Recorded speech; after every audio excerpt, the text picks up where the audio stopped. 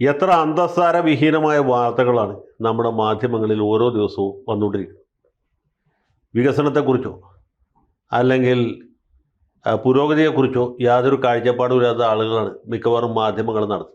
മനോരമയായാലും മാതൃഭൂമിയായാലും ഏഷ്യാനെറ്റാണെങ്കിലും അതിന് യാതൊരു വ്യത്യാസമില്ല. അവർക്ക് വേണ്ടത് ഈ ചീഞ്ഞ അല്ലെങ്കിൽ നാറുന്ന വാർത്തകളാണ്, യാതൊരു അടിസ്ഥാനവും ഇല്ലാത്ത കാര്യങ്ങളാണ്, വിവാദങ്ങളാണ്, അപവാദങ്ങളാണ്. ശരിയായ രീതിയിലുള്ള മാധ്യമ പ്രവർത്തനം നമ്മുടെ നാട്ടിൽ നടത്തുന്നത് സത്യം പറഞ്ഞാൽ കൈരളി ചാനലും പിന്നെ ദേശാഭിമാനി പത്രവും മാത്രമാണ്. ഈ കൈരളി മാത്രം കാണുകയും ദേശാഭിമാനി മാത്രം വായിക്കുകയും ചെയ്യണമെങ്കിൽ മനസ്സിനോട് സമാധാനം ഉണ്ടാവും. കാരണം എന്ന് വെച്ചാൽ രാജ്യം പുരോഗമിക്കുന്നു. കേരളത്തിൻ്റെ സർവ്വതോമുഖമായ പുരോഗതി സഖാവ് പിണറായി വിജയൻ്റെ നേതൃത്വത്തിൽ ഗംഭീരമായി നടക്കുന്നു എന്നുള്ള യഥാർത്ഥമായൊരു ചിത്രം നമുക്ക് കിട്ടും. നേരെ മറിച്ച് ഈ മാതൃഭൂമിയോ മലയാള മനോരമയോ കേരള കൗമുദിയോ അതല്ലെങ്കിൽ ഏഷ്യാനെറ്റ് ന്യൂസ് ചാനലൊക്കെ കണ്ടു കഴിഞ്ഞാൽ നമുക്ക് മൊത്തത്തിൽ ഒരു മടുപ്പ് തോന്നും.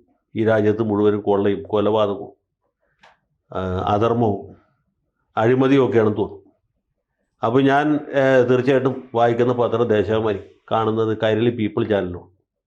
അതുകൊണ്ട് മനസ്സമാധാനമായിട്ട് രാത്രി കിടന്നുറങ്ങാൻ പറ്റുന്നുണ്ട്. പിന്നെ വടക്കേ ഇന്ത്യയിൽ മരോഗം നടക്കുന്ന ചില അക്രമങ്ങളെക്കുറിച്ച് ചില വാർത്തകളുണ്ടാവും. അത് നമ്മൾ തള്ളിക്കളഞ്ഞാൽ മതി. നമ്മൾ വായിക്കാതിരുന്ന പ്രശ്നം തീർന്നു, അല്ലെങ്കിൽ ടി വിയിൽ വരുമ്പോൾ അത് കാണാതിരുന്ന പ്രശ്നം തീർന്നു.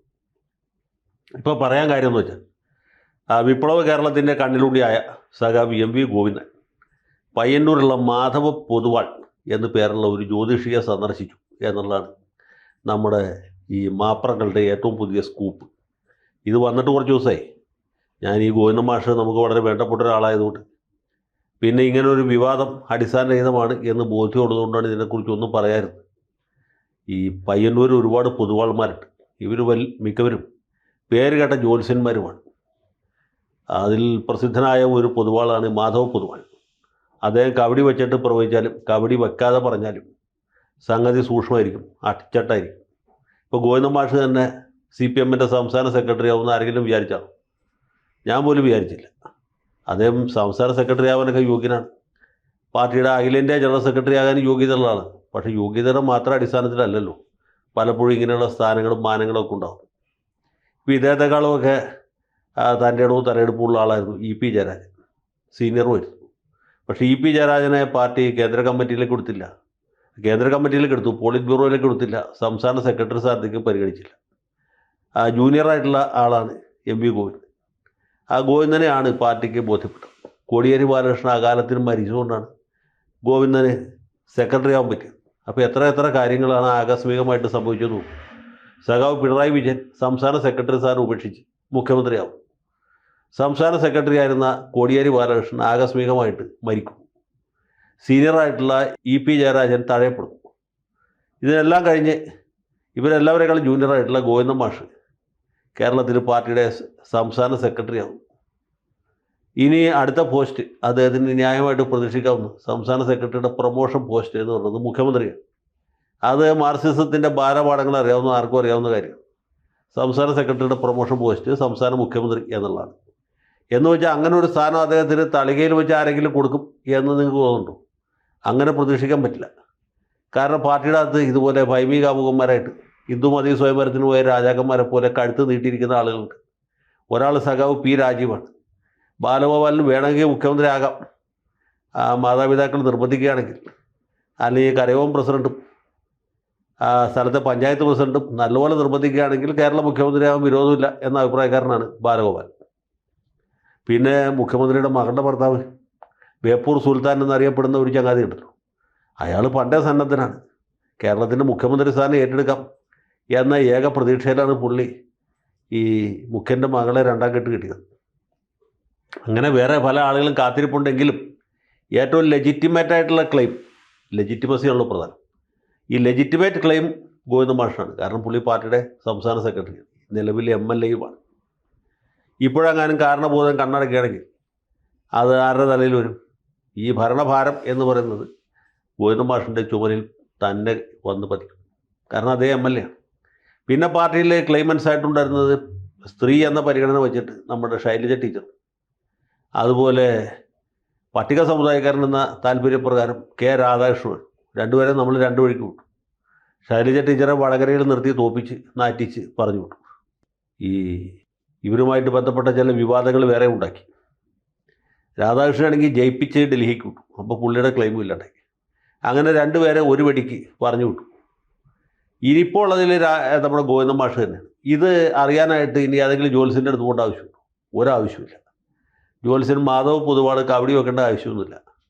ഇപ്പോൾ കാരണഭൂതം കണ്ണടച്ചാലോ, ഇനി തെരഞ്ഞെടുപ്പ് കഴിഞ്ഞ് ഇടതുപക്ഷത്തിന് ഭൂരിപക്ഷം കിട്ടിയതിന് ശേഷം കണ്ണടച്ചാലോ മുഖ്യമന്ത്രി സ്ഥാനത്തേക്ക് ന്യായമായി പരിഗണിക്കപ്പെടേണ്ടതാണ്. ഒന്നാമത്തെ പേര് തീർച്ചയായിട്ടും ഗോവിന്ദൻ മാഷിൻ്റെയാണ്. അതിനൊരു ജോത്സ്യൻ്റെ തിട്ടൂര ആവശ്യമില്ല, ഒരു ജോത്സ്യൻ്റെ ചാർത്ത ആവശ്യമില്ല. ഒരു മന്ത്രവാദിയുടെ അടുത്ത് പോയിട്ട് ഹോമമോ പൂജയോ മണിയടിയോ മന്ത്രവാദമോ ഒന്നും നടത്തേണ്ട ആവശ്യമില്ല, ഒരാവശ്യവുമില്ല. കാരണം മാർക്സിസം ലെനിനിസത്തിൽ ഇതിനൊന്നും യാതൊരു സ്കോപ്പുമില്ല. ഒരൊറ്റ മാർക്സിസ്റ്റുകാരനും അമ്പലത്തിലോ പള്ളിയിലോ അല്ലെങ്കിൽ സിനഗോഗിലോ മസ്ജിദിലോ ഒരു സ്ഥലത്തും പോകില്ല, പോകേണ്ട ആവശ്യമില്ല. സഖാവ് കാൾ മാർക്സ് അത് യഹൂദ സമുദായത്തിൽ ജനിച്ച ആളാണ്. പുള്ളി ഏതെങ്കിലും ഒരു ജൂത സിനഗോഗിൽ പോയിട്ടുണ്ടോ? പോയിട്ടില്ല. സഖാവ് നമ്പൂരിപ്പാട് 50,000 പറ പാട്ടളക്കുന്ന ഏലംകുളത്ത് മനക്കിൽ ജനിച്ച ആളാണ്. പുള്ളി ഏതെങ്കിലും അമ്പലത്തിൽ പോയിട്ടുണ്ടോ? പൂജയ്ക്ക് പോയിട്ടുണ്ടോ? ഇല്ല. ഗണപതി ഹോമം നടത്തിയിട്ടുണ്ടോ? ഭഗവത് സേവ നടത്തിയിട്ടുണ്ടോ? ഒന്നും നടത്തിയിട്ടില്ല. പുള്ളി മാർക്സിസം ലെനിനിസത്തിൽ മാത്രം വിശ്വസിച്ചു. അപ്പോൾ പൂജ, ഹോമം, മണിയടി, മന്ത്രവാദം, കോൺഗ്രസ്സുകാരാണെങ്കിൽ ക്ഷുദ്രം, മാരണം, കൂടോത്രം, ഇതൊന്നും വേണ്ട. CPM-കാർക്ക് ഇതിൻ്റെ ആവശ്യമില്ല. അപ്പോൾ ധീര വിപ്ലവകാരിയായ ഗോവിന്ദൻ മാഷ് മാധവ് പൊതുവാളെ കാണുമ്പോൾ എന്തിനാ? മാധവ് പൊതുവാൾ പുള്ളിയുടെ പഴയ സുഹൃത്താണ്. പൊതുവാൾക്ക് ഇപ്പോൾ സുഖമില്ലാതിരിക്കുക. അപ്പോൾ സുഖമില്ലാതിരിക്കുന്ന പൊതുവാളെ ഒന്ന് കണ്ട് കാര്യങ്ങളൊക്കെ സംസാരിക്കാം. കേരളത്തിൻ്റെ പുരോഗതിയെക്കുറിച്ച് പൊതുവാളോട് പറയാം. ജ്യോതിഷത്തിൻ്റെ പുരോഗതിയെക്കുറിച്ച് പൊതുവാൾക്ക് മാഷോട് പറയാം. ഇത്ര സംഭവിച്ചിട്ടുള്ളൂ. അവിടെ ചെന്നപ്പോൾ മധുരടാത്ത ഒരു ഗ്ലാസ് ചായ മാത്രമേ ഗോവിന്ദൻ മാഷ് കഴിച്ചിട്ടുള്ളൂ. പരിപ്പോടെ വേണോ മാഷ് എന്ന് ചോദിക്കുമ്പോൾ വേണ്ട, ഗ്യാസിൻ്റെ അസുഖമുണ്ട് എന്ന് പറഞ്ഞ് മാഷ് അത് നിരാകരിച്ചു എന്നാണ് ഞാൻ മനസ്സിലാക്കുന്നത്. അപ്പോൾ ഗോവിന്ദൻ മാഷെ പോലെ മാനമര്യാദയായിട്ട് ജീവിക്കുന്ന ഒരാളെ, ഒരു ധീര വിപ്ലവകാരി, അതിലുപരി സംസ്ഥാനത്തെ പാർട്ടിയുടെ സെക്രട്ടറിയെ അപമാനിക്കാനും അവഹേളിക്കാനുമുള്ള ശ്രമമാണ് ഈ മാപ്രകൾ നടത്തുന്നത്. പാർട്ടിക്കകത്ത് തന്നെയുള്ള ചില കുബുദ്ധികളും ഈ എരുതിയിൽ എണ്ണ ഒഴിക്കുന്നുണ്ട് എന്നുള്ളത് എനിക്ക് മനസ്സിലാകുന്നുണ്ട്. ഞാൻ ആരുടെയും പേര് പറയുന്നില്ല. ഇത് കേൾക്കുമ്പോൾ നിങ്ങളുടെ മനസ്സിൽ പല മുഖങ്ങൾ തെളിഞ്ഞു വരും എന്നുള്ളത് ഉറപ്പാണ്. ഏതായാലും ഗോവിന്ദൻ മാഷിനെ അങ്ങനെ ഒന്ന് ഒതുക്കാം എന്നാരും വിചാരിക്കേണ്ട. മാഷ് ഇപ്പോൾ പാർട്ടിയുടെ സെക്രട്ടറി ആണെങ്കിൽ നാളെ കേരളത്തിൻ്റെ മുഖ്യമന്ത്രി ആയിരിക്കും. സംശയമുള്ളവർ കാത്തിരുന്ന് കാണുക.